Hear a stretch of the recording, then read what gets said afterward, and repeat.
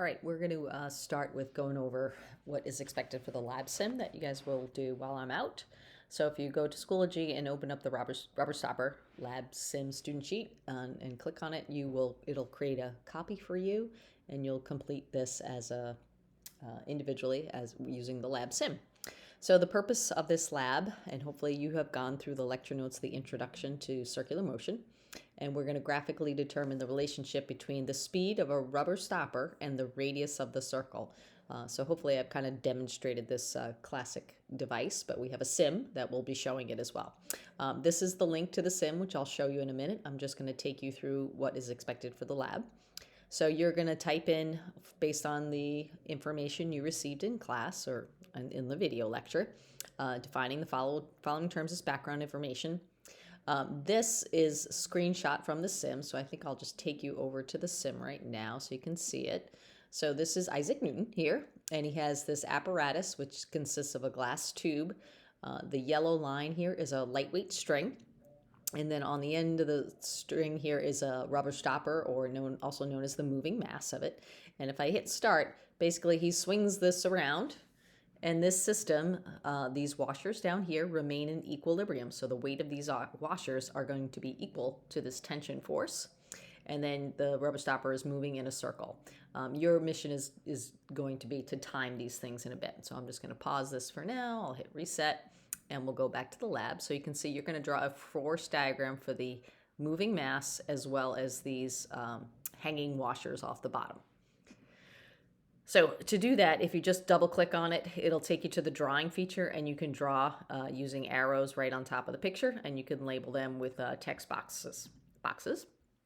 Okay.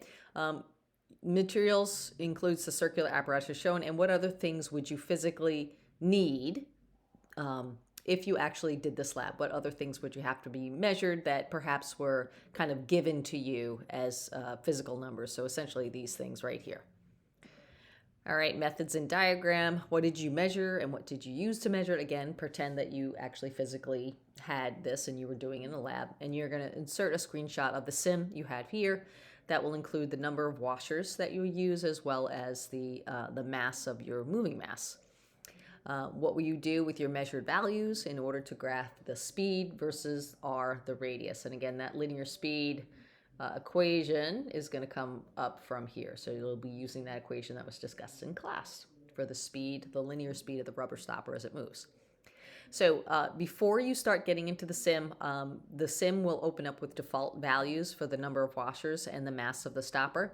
But you're going to click the stack of washers to change this and get some random number of washers, because I want everybody to do a combination that is different. And again, you can click on the moving mass a few times to change it to a random value. I'll show you how that works. So if I click on the stoppers, you can see there are at least 8 or 9 different versions of these. And if I click on the moving mass, I can make it big or I can make it pretty small. So again, random generation, everybody in the class should essentially have something different if you just click a bunch of times on it. So that is the rubber stopper part. Okay, so fill in that. Variations, you're going to do 6 variations on the radius of the circle, and then you're going to measure how much time it takes to do 10 revolutions, and then you'll have the time for 1 revolution, and then again you'll calculate the average speed as the average linear speed that was specified in the introduction as well as in your lecture notes, this linear speed of the object undergoing uniform circular motion. So I'll show you how the sim is going to work. I'll start from the beginning. So when you click on this, the circular force lab, again, will give you instructions. It'll let you determine the speed needed to keep the object in circular motion and also maintaining equilibrium for the stack of washers. You'll be able to change the force holding the object in a circle by clicking on the number of washers. So that basically is telling us the weight and the tension is what's holding it in the circle.